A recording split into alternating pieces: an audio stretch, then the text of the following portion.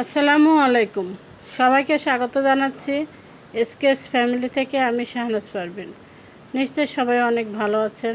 আলহামদুলিল্লাহ আমি অনেক ভালো আছি। এই ভিডিওটা আমার কয়েকদিন আগেকার, কিন্তু সময়ের অভাবে আপলোড দেওয়া হয়নি। তো আজকে ভাবলাম আপনাদের সাথে ভিডিওটা শেয়ার করি। গত শুক্রবার আমরা চলে এসেছি নিজ নিজ কর্মস্থলে। ছুটি শেষ, শনিবারে অফিস আছে, সেজন্য শুক্রবারে আমাদের চলে আসতে হলো। মাত্র দুদিন ছিলাম বাড়িতে। দুদিন বেশ ভালো সময় কেটেছে। আসার সময় খুব খারাপ লাগছিল, কিছু করার নেই, চলে আসতে হবে, তাই চলে আসলাম।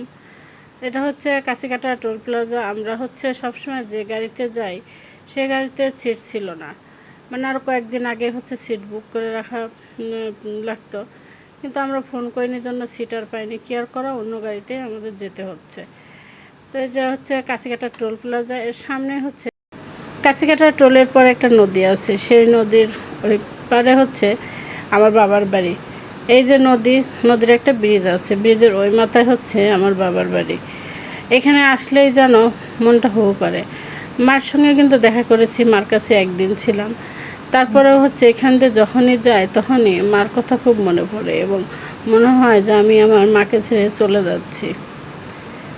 খুব খারাপ লাগে, যদিও একদিন ছিলাম, তারপরেও খারাপ লাগে। একবার বাড়িতে গিয়ে মার সঙ্গে দেখা না করেই চলে এসেছিলাম, মানে শ্বশুরবাড়ি থেকে চলে এসেছিলাম। তখন যে আমার কেমন লেগেছিল ঠিক বলে বোঝানো যাবে না, এতটা কষ্ট পেয়েছিলাম আমি। এখন যমুনা সেতুর উপর ওই যে দূরে দেখা যায়, ওটা যমুনা সেতু রেল লাইন দেখতে কিন্তু খুবই ভালো লাগে। যমুনা সেতুটা রাত্রেও ভালো লাগে, আবার দিনেও ভালো লাগে। তো যাই হোক, আমরা বাসায় চলে এসেছি। রাস্তায় একটু জ্যাম ছিল, সেজন্য আমাদের আসতে অনেকটাই দেরি হয়ে গেছে, রাত্রি প্রায় 9টা। তো বাসায় এসে রেস্ট করে তারপরে ভাবলাম যে যেগুলো নিয়ে এসেছি সেগুলো আগে তাড়াতাড়ি বের করে নিই।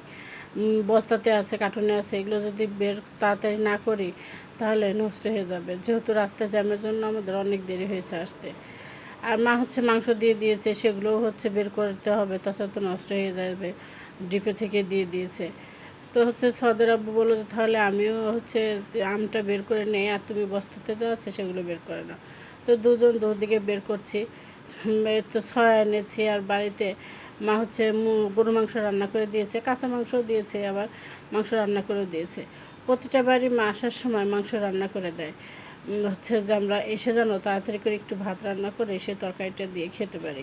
নিষেধ করি, তবুও মা শোনেই না, দিবেই দিবে। না, তাহলে তোমার কষ্ট হবে, বাসায় গিয়ে কাজই করবে নাকি রান্না করবে। এটা অবশ্য ঠিক, প্রতিবার তরকারি নিয়ে আসি বলেই শুধু এসে ভাতটা বসিয়ে দিয়ে ওই তরকারিটা দিয়ে খাওয়া যায়। আর এই যে এখানে সবজি এনেছি, পুঁই শাক আছে, তারপরে কচু আছে, তারপরে চাল কুমড়ো আছে একটা। তো যাই হোক, রাত্রে ওগুলো বেড করে ঘুমিয়ে পড়েছিলাম, যেহেতু আসতে অনেক কষ্ট হয়েছিল। তারপরে যে পরের দিন দুপুরবেলা রান্না করছি। তো ভাবলাম বাড়ি থেকে যে সবজিগুলো নিয়ে এসেছি সেই সবজিগুলো আজকে রান্না করি। এটা দুধ কচুর পাতা ভর্তাটা কিন্তু খেতে আমার কাছে অনেক মজা লাগে। প্রথমে এটা কুচি কুচি করে কেটে নিয়েছি, তারপরে ভাপ দিয়ে নিয়েছি লবণ দিয়ে, তারপরে পেঁয়াজ, মরিচ আর রসুনটা তেলে ভেজে নিয়েছি। তার মধ্যে একটু কালো জিরা দিয়েছি, দিয়ে ভেজে নিয়ে পাতাটাও ভেজে নিলাম ভালো করে। খুব ভালো করে ভাজতে হবে যেন পানিটা একটুও না থাকে। তারপরে এখানে একটু ছোটো মাছ দিয়ে দিয়েছে মা, মানে আম দিয়ে ছোটো মাছের কথা বলেছিলাম।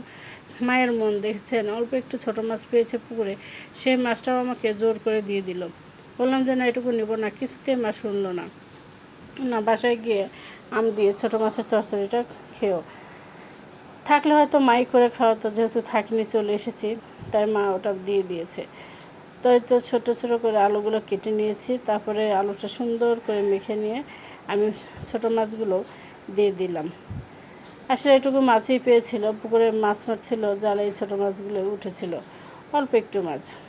আমি সুন্দর করে মেখে চুলায় বসিয়ে দিলাম। এটা আমি কাঁচা আম, ফজলি আম দিয়ে মাছের চচ্চড়িটা করব। এটা বর্ষার সময় কিন্তু আমাদের দিকে প্রচুর পরিমাণে ছোটো মাছ পাওয়া যায়, আর সেই সময় ফজলি আম দিয়ে চচ্চড়ি খেতে কিন্তু অনেক মজা লাগে। তো নামানোর বেশ কিছুক্ষণ আগে আমগুলো আমি পাতলা পাতলা করে উপরে ছড়িয়ে দিয়ে ঢেকে রেখে দিয়েছি। আর এখানে দুধ কচু পাতাটা ভর্তা করে নিয়েছি। সে ভর্তা পাটাতে করলে তো আমার পাটা মোছা ভাত খেতেই হবে, মানে এত মজা লাগে আমার। যে একটু ভাত ছিল সে ভাতটা আমি পাটাতে মুছে নিচ্ছি, নিয়ে আমি এখন খেয়ে নেব। আজ এ পর্যন্তই, সবাই ভালো থাকবেন, আল্লাহ হাফেজ।